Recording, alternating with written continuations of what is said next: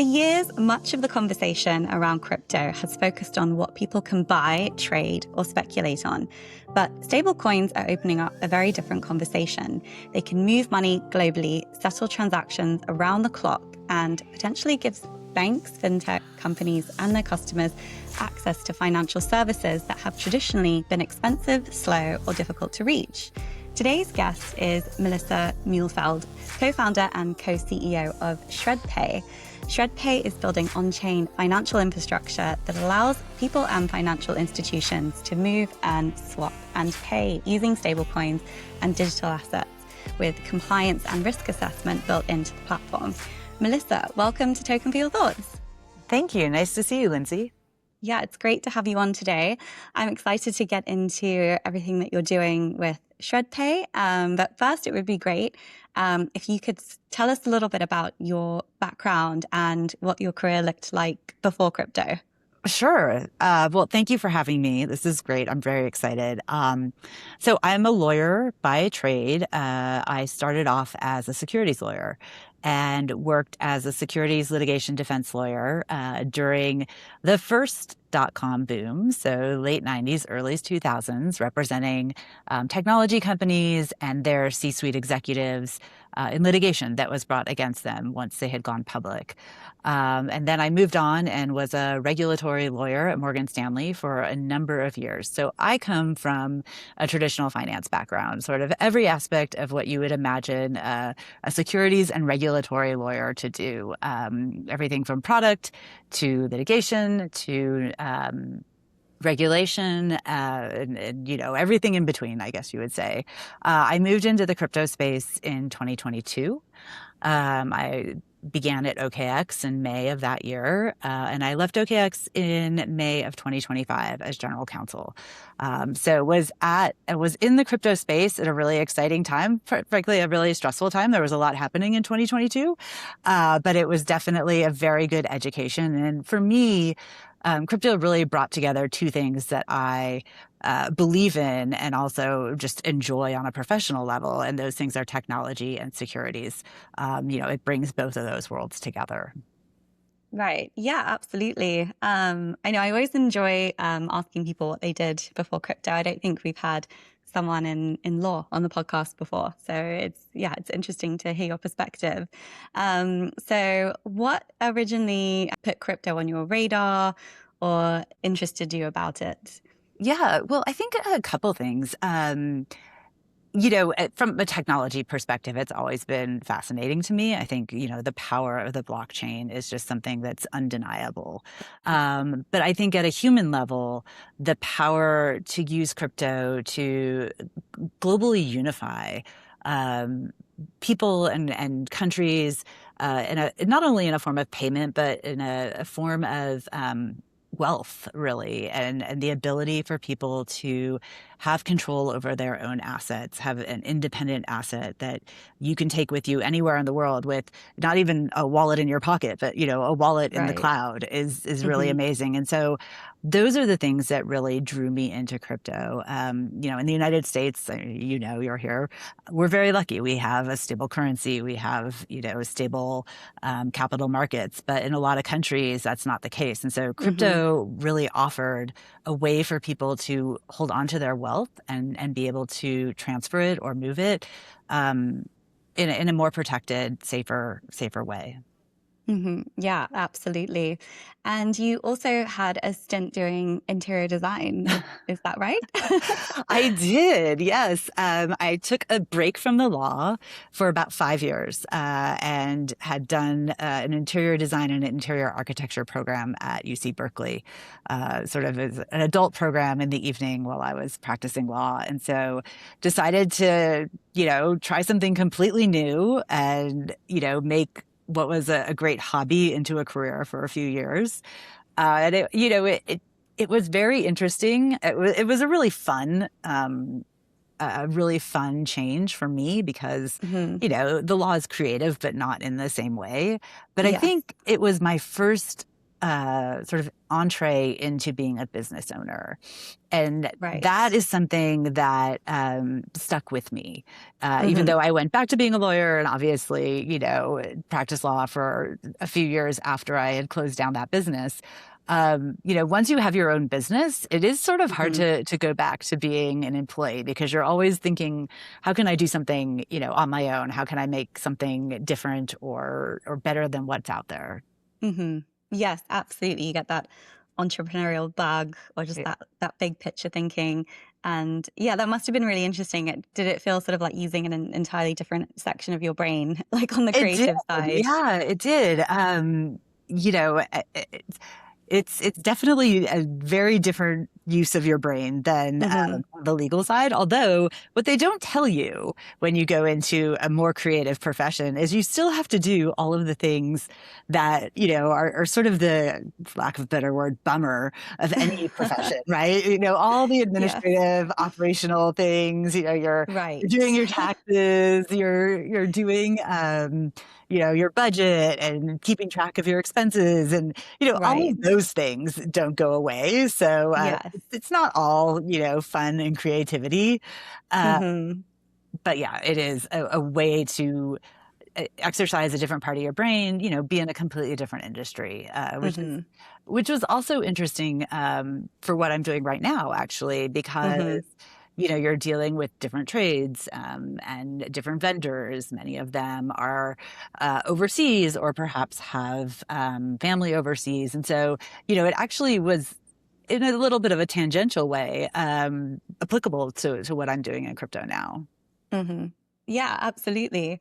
And I think that, having skills in different areas can be like very powerful. I've heard some really amazing stories about people who have solved problems or come up with new products because they'd drawn on a past experience or a skill in a completely like unrelated field, but it happened to really come in handy for like this specific problem that like no one else had that skill or that perspective, but they brought, something new or a different lens and it ended up creating something, really like in like inventive, or new or unique. So I Yeah. always love stories like that. I think it can be a really powerful, beneficial thing to have experience in different fields. For sure. Absolutely. hmm So after getting your entrepreneurial bug doing interior design, how did you get involved with or want to co-found ShredPay? Yeah, it was something that I had been thinking about. So, I left OKX and looked around, and being part of a global crypto exchange is a really interesting experience because you have such hmm great perspective of what's happening around Yeah. the world with different regulators, and people living in different communities around the world, how they're using crypto, what the concerns are.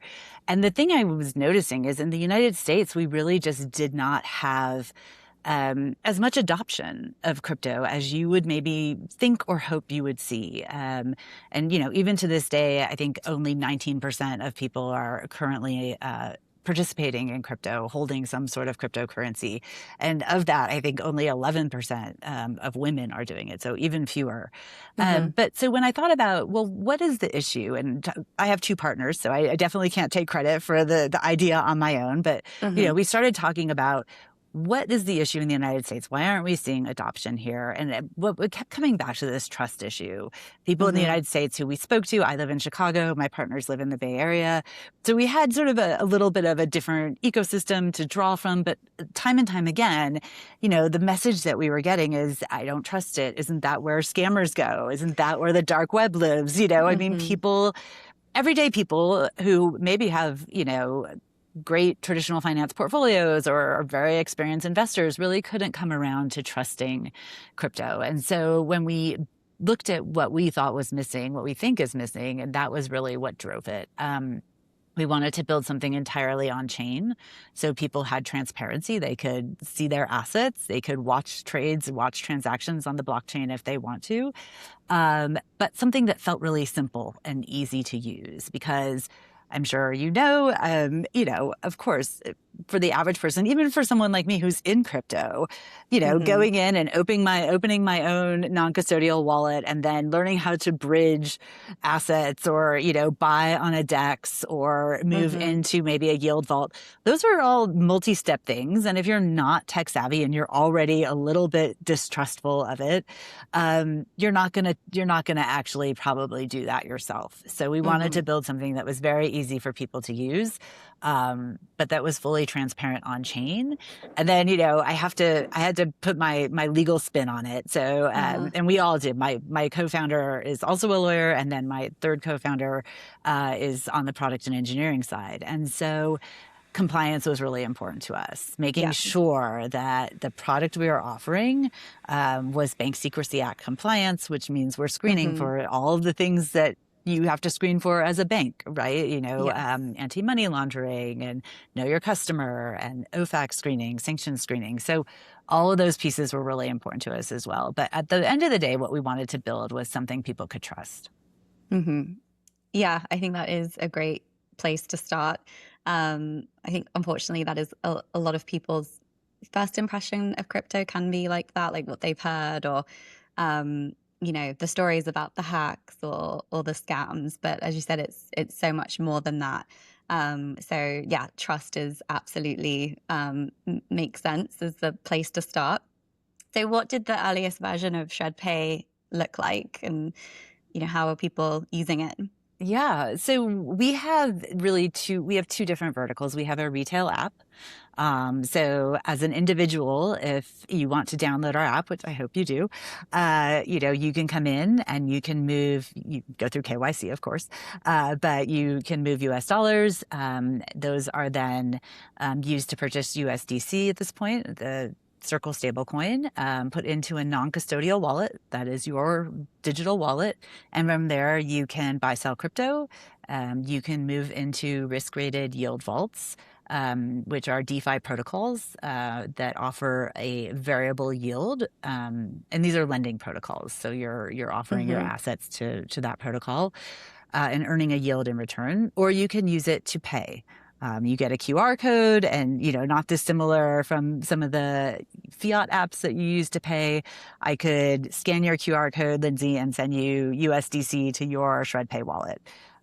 So that is the retail app, and we have an Hmm. institutional side of our business too. And I think that there's two pieces to crypto for people in the United States. Some people want to come in themselves, and they're happy to do that. But other people, I think, when they start to move into the space, are going to maybe go to their banks or other financial institutions and say, hey, I see that the Genius Act, is out there, or I see the Clarity Act just passing, or is being voted on. How do I buy crypto? What is a stable coin? Hmm. And so what we've built is an embedded infrastructure product that banks can actually, or other financial institutions can embed into their own tech stack and be Hmm. able to offer access to their customers. Amazing. And yeah, talking about trust, I think that it probably will make it, much easier for someone, or it's such a more familiar environment to go and log on to your bank that, you trust and that you're familiar with, and to perhaps be, the first encounter you have with crypto, rather than, yeah, like you said, having to go to maybe somewhere that you're unfamiliar and having to do like a multi-step process that, you might not understand, like the language. So yeah, I think it's great to, like, in terms of trust, that will probably really help bridge that gap if it's like, oh, it's already in my financial institution that natively. So yeah, it seems like a really good solution. Something I hear with people with stable coins is, they say, why would they use a stable coin rather than, sending dollars through their bank? Obviously there are like many good use cases for that. How do you answer that question? What example do you tend to draw on the most? Yeah, no, it's a great question. I think that really the power of stablecoins is the efficiency. So right now, for example, if you want to send assets via wire, there's a cost involved with that. Can range between 2 and 4%, and there's a time lag. If you've had to send a wire to somebody before, you know that it can be many, many days. I mean, depending on where it's being sent to actually receive the funds. And during that window of time, it's a little strange, but you aren't really sure where the money is. I mean, we all trust that it's going to get where it's supposed to go. There's no real issue there, but it does take a while. And so it's a slow process and it's an expensive process. And what stablecoins do is if I want to transfer stablecoins to any digital wallet, it's nearly instantaneous. It is a process you can watch through the blockchain. So you have transparency. There's no question of I've wired it and where is it right now. And then the cost is lower. So, day to day for an individual, you may or may not care. But when you start to talk about a small business, perhaps, or a commercial customer of a bank that actually moves a lot of money in this way on a regular basis, those costs really add up for those entities. Right. And so this is a very efficient way for them to, ultimately save money and be able to act more quickly. Yeah, absolutely. I've definitely been in that situation before where, sending a wire and it's just like, you're like, did it get there? It wasn't, it hadn't, we know we'd sent it, but it hadn't arrived yet. And the bank wasn't being super reassuring about where it was. It always seemed like they didn't know, but, it got there in the end. But it's like, wow, how is this taking 3 days or whatever it is, in this day and age. But I think too, it's also just people's general lack of knowledge about how the banking system works. I only really understood or learned about how banking works, when you buy something at the store, even when I was learning about crypto, because in order to sort of understand how it was different from fiat, I was like, well, how does fiat work? And then, I was looking at the diagrams of, this is what happens when you buy something at the shop and it goes to, all the intermediaries and what actually happens to your money. And it's like, wow, it's crazy that, I personally just had never really understood that before.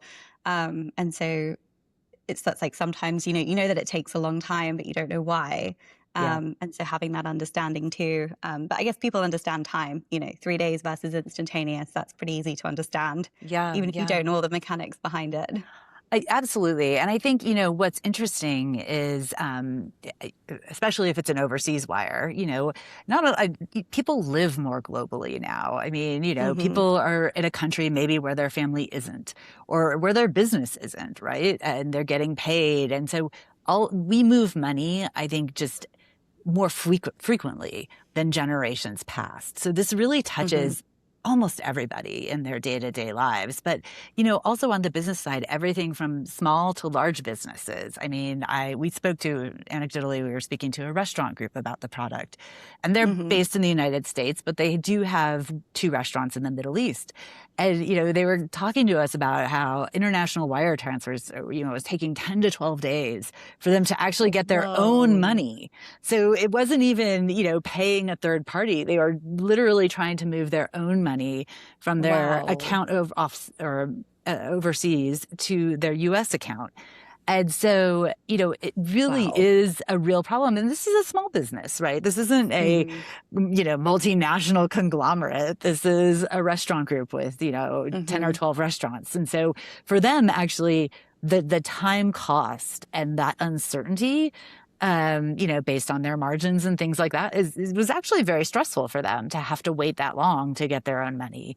And I think there's a lot of businesses like that, once you start to talk about how much easier and more efficient this can be, people's eyes light up because it's like, oh, wow, I don't have to do X, Y, Z. I don't have to wait, this long, or I can plan better. Which I think is, ultimately for everyone, what we're trying to do is really just, make things a little bit easier on ourselves. Yeah, definitely. That's a long time to wait. My gosh. Are there specific industries or sectors that you're finding within, like you say, small business or business owners that you think this is particularly useful for? Perhaps ones that have a lot of transactions or do move money around a lot? Yeah, I mean, I think that there are a number of different industries that we've been talking to, everything from I guess what I would sort of lump together as global travel. So Hmm. if you think about the different pieces of the travel industry and how many, hotels, airlines, cruise ships, et cetera, are, just by the nature of their business, moving money, accepting money in different currencies, moving Mm. money around the world globally. And that's just by virtue of what they do. So that's one good example of an industry that I think really can benefit. Yeah. I think, any industry where you're paying vendors or product providers overseas, this can be a really helpful tool because you're constantly making payments or accepting payments depending on, Hmm. which way your business is going.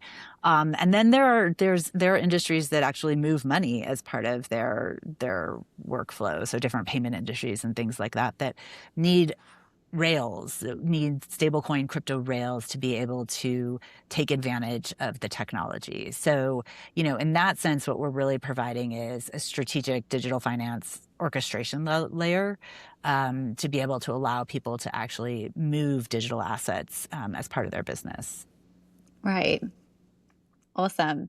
And stablecoins can move globally around the clock. Why is 24/7 settlement important as well?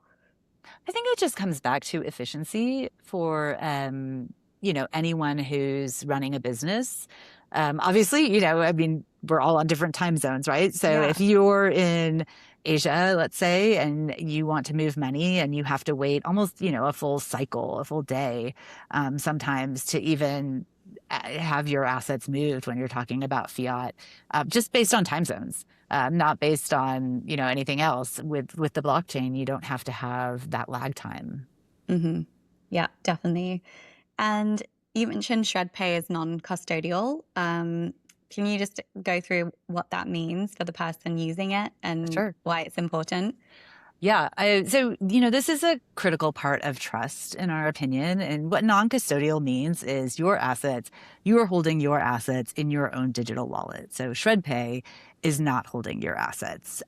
We don't have custody or control over them. So, you direct the movement in and out of the wallet. You can take your assets and move them away if you would like to. And importantly, if ShredPay disappeared, your assets are still your assets in your wallet, and that's a really critical feature.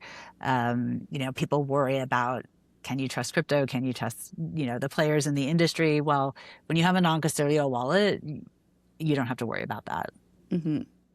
Yeah, I think that's something that perhaps people not so familiar with the space there can be a misunderstanding with that, especially when it comes to, reading about hacks and things. It's like, well, if there isn't, a big pot where the money is, if it's in your wallet, like if you have control of that, then yeah, it's kind of safe from those, that you read about.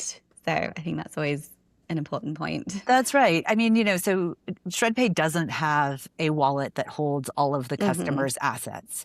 Right. Each customer has their own wallet. Hmm. And so that is a key distinction for a non-custodial product. Hmm. Wonderful. And you mentioned that you offer access to the DeFi yield products. Can you talk us through a bit more about that? Sure. So we offer access to DeFi yield protocols that offer a variable APY, so a variable interest rate, essentially. Hmm. And what we've done is we have created a ratings agency as a separate entity within ShredPay called ShredPay Research. So we look at the way the vaults work is you can deploy your stablecoins into a vault. That is used for lending purposes, and you are Hmm. paid an interest rate based on the amount of assets you have put in. They are variable APYs, so they go up and down. But what we've done, these are called vaults. we offer Morpho and Aave. And we have risk rated the vaults. We have an AI tool that we use. We've built out an algorithm that looks at the total health of the vault. So there are a lot of different components to it. There's about 50 different factors. Everything from concentration risk with the assets, loan to value ratio. So, is it over collateralized? Is it under collateralized? We look at the technology and smart contracts. We look at the creator of the vault. And we come up with a low through high risk rating, so that if you, Lindsay, decide, you know what, I have assets in my wallet and I'm not going to use them for payment and I don't want to buy any more Bitcoin right now, but I do want to earn a little bit of interest, you can take a look at what we offer. I think we have 10 available at the moment, and say, okay, this is a low to medium risk vault and it's offering, and this is hypothetical, please don't quote me. I don't know what they are quite at this moment, but it's offering a 5% yield, let's say, variable yield. I'm comfortable with that risk and this yield is attractive to me. So I'm going to deploy 1,000 USDC and you can, move the assets in. There's no time lockup. So if you're watching it and let's say, since it is variable, it goes down and you think, or I need those assets because now I'm going to make a payment for something, or I'm going to, whatever you're going to do with your assets, you can also move them out at any time. So there's no lockup, and it gives you a lot of flexibility to manage your own treasury, really.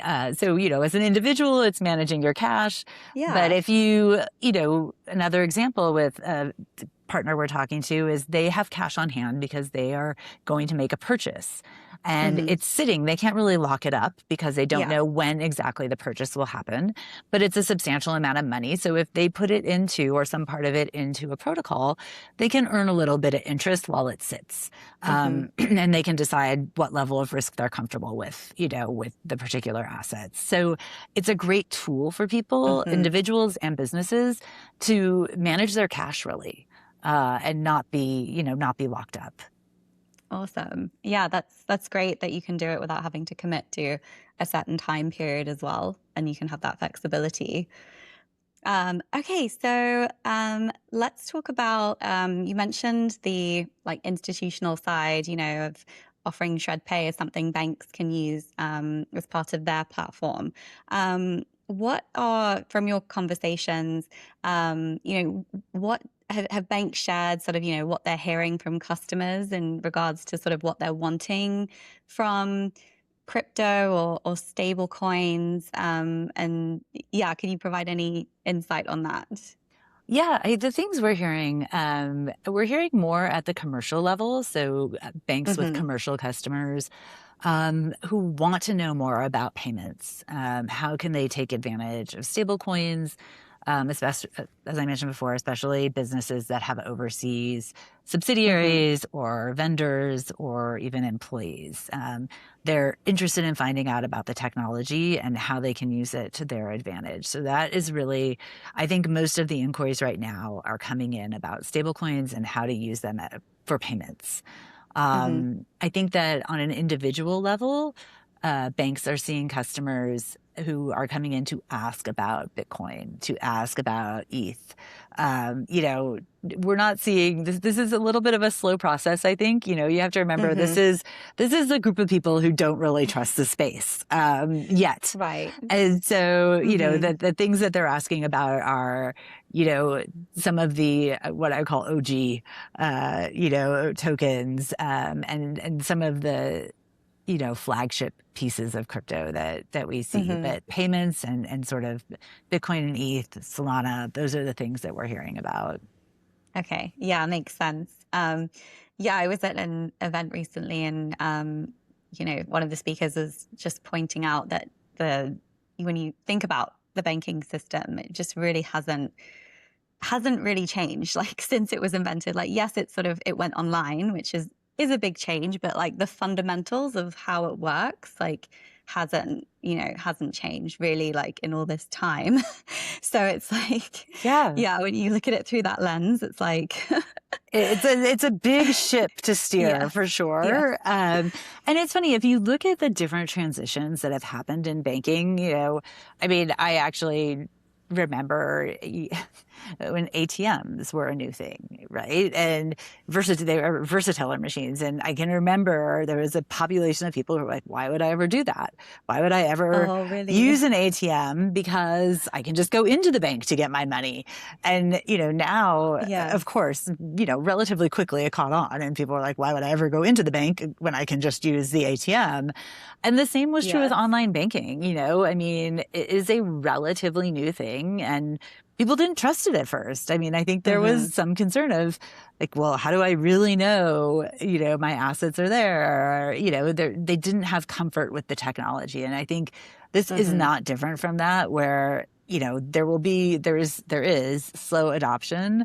But once you get to sort of a critical juncture, then people look back and think, how did I ever do things before? Like, how did we, Right. why would we have ever gone into the bank to get money? Why wouldn't we pay our bills online? I mean, these things that we take for granted and sort of forget that originally they were novel and, weren't necessarily embraced with, gusto by everyone at Yes. first. But once you hit that juncture, I think that then all of a sudden, like I said, they look back and you can't remember a time when you weren't doing it this way. Yes. I remember very clearly, it makes me think of two things. One was when banking went online, and I just thought, that's just crazy. Someone's just going to come and take, the money out the bank if you're putting it online. Like, yeah, I remember thinking like that seemed so risky and, wouldn't work. And then I also remember being in a cell phone shop when like iPhones are just coming out. And I remember thinking, like, why would you ever want internet on your phone? Yeah.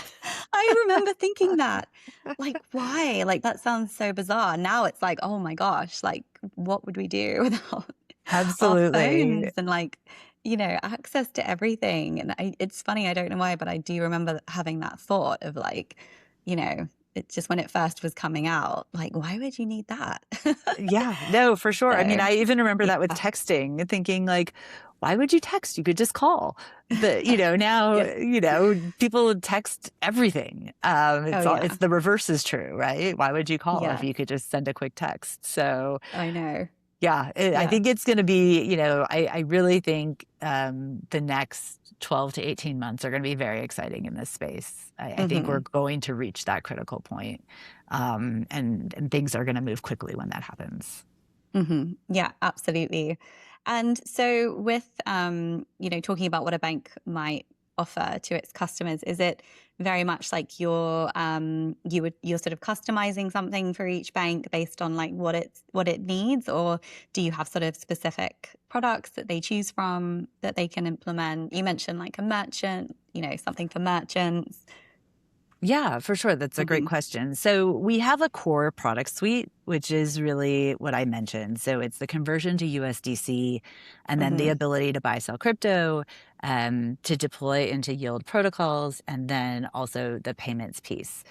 When we partner with financial institutions and any institution, we offer a customized solution. So customized in a few different ways. For banks, we have other products we can offer. We can do tokenized deposits.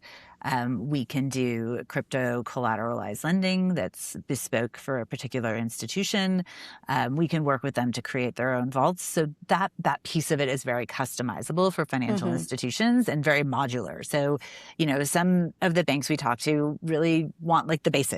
Hmm. It's very much like we just want to bring in stablecoins. That's what we're ready for. That's, Yeah. and we'll talk about the rest of it later. Or we just want to offer it to a certain group of our customers, right? Maybe Oh, we only want to offer this to our commercial banking customers. We right. aren't ready to offer this yet to our retail banking or, whatever Hmm. the case may be. So it's customizable in that way also. And the same is true on the non-financial institution side. So more of Hmm. the, different industries that we were talking about. Again, that is a product we can offer on a very customized basis. So we view it as a partnership.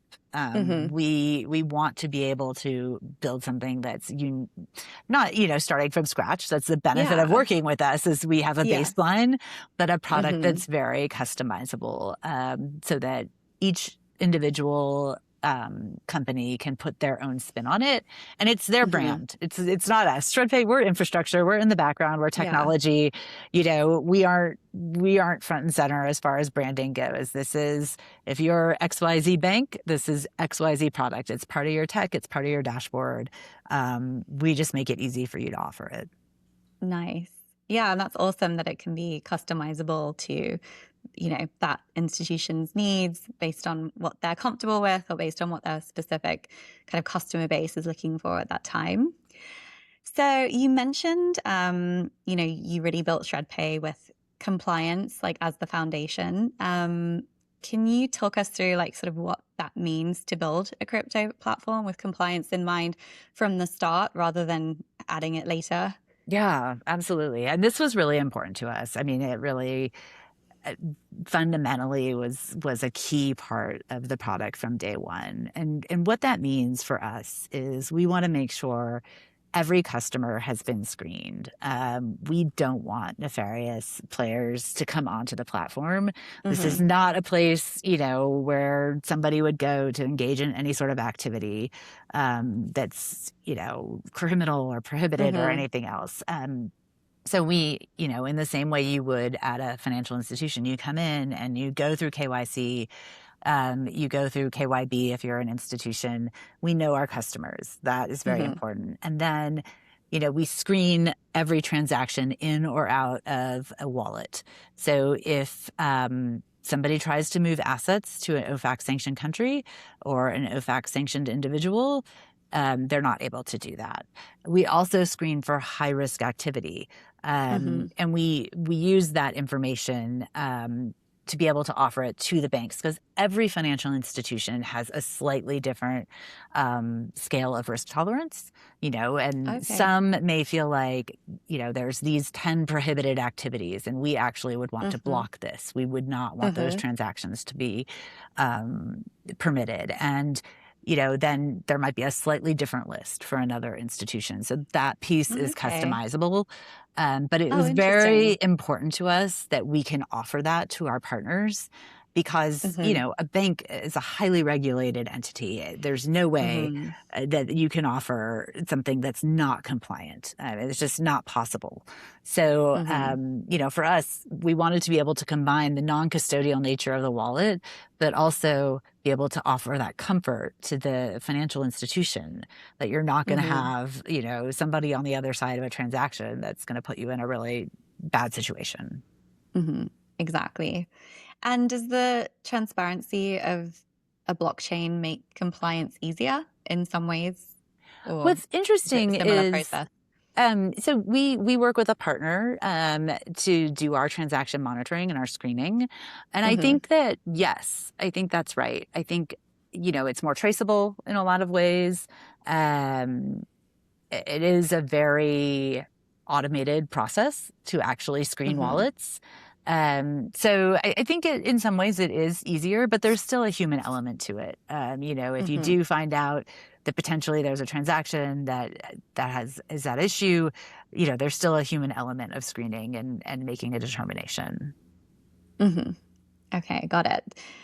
Yeah, I had some really interesting stories recently just about how, like AML screening and, had really helped like transactions that have been flagged, really can go a long way in catching, people or being there, what you need to actually, you know, f- yeah, find out what's happening in the real world. And it can lead to convictions or, it's just some really interesting stories recently where it's like, wow, you think it might be the other way around sometimes, where someone's coming to you saying, we know this about a person, or we're trying to find info, but it was the other way around, where they sort of noticed transactions first and then, sharing it with law enforcement, they were able to, I think catch that it was like a trafficking ring or Yeah, something. It's just like, absolutely. wow, it's really awesome. It's amazing to see also, if you get a chance, I'm sure if you were talking to these people, that, the sort of chart of where the assets go with arrows, and, every movement is followed. So it is Hmm. fascinating to see how, some of these organizations work. Yeah, definitely. Do you think there's a a tension between, original crypto ideals of, open permissionless finance, but then having to meet, compliance standards or other standards, for mainstream adoption or, things or, what it's needed to work with traditional financial institutions. I think that, I think the blockchain was originally intended for utility. And I think that open and permissionless is important. But I think at the end of the day, you have to have, in order to have utility, true utility, and to make it as open as possible, you also have to be able to screen for things like, illegal activity and nefarious people in wrongdoing. So, maybe fundamentally there's a bit of a tension there, but ultimately I think the highest best use, in my view, is to be able to complete that screening and make sure that you aren't engaging in activity that's illicit. It brings it to the most people in that way, versus having it be something that, people are afraid of. Yeah, absolutely. It seems to also sort of mirror society in general. It's like, we all have obviously in countries like the US and other countries, you have like a lot of liberty and a lot of freedom, but there's still like laws and rules you have to play by. It's not just completely like everyone do what they want. Yeah. So it's like, well, life's kind of like that anyway. So yeah, you kind of have to have that balance. I think so. Yeah. Okay. Is there anything that you'd like to cover that we didn't talk about, just as we're nearing the end to this chat, that you think is important? I think that, the thing that I just come back to is, crypto is, in America, it hasn't reached its highest, best potential yet. There's so much of the population. I think I mentioned it at the start. I think it's, only 19% of the total population is actually using crypto right now. And I think that, Right. Just thinking about that number, there's more than 60% of people invested in traditional markets. So I think that, there's so much, there's so many exciting things you can do with the blockchain, right? And there's so much efficiency to be gained and financial freedom that I think that it's important to have, something people trust, where they can come into the space feeling confident, and really understand what they're doing. And I think that, that's what we're trying to do right now, is really create a transparent, trustworthy solution for that big, enormous population of people who haven't yet decided to enter into the ecosystem. So we're really excited about that. I think that, we're trying to figure out the best ways for people to take advantage of it. And, we think it's through our retail and institutional side. We partner with banks. We think banks are a critical part of bringing people into the space. And we're really excited to see that transition. Yeah, absolutely. It's definitely been a hurdle, the usability. We hear that a lot, just that being a hurdle for people getting into the space. So I think this is a really fantastic solution to that.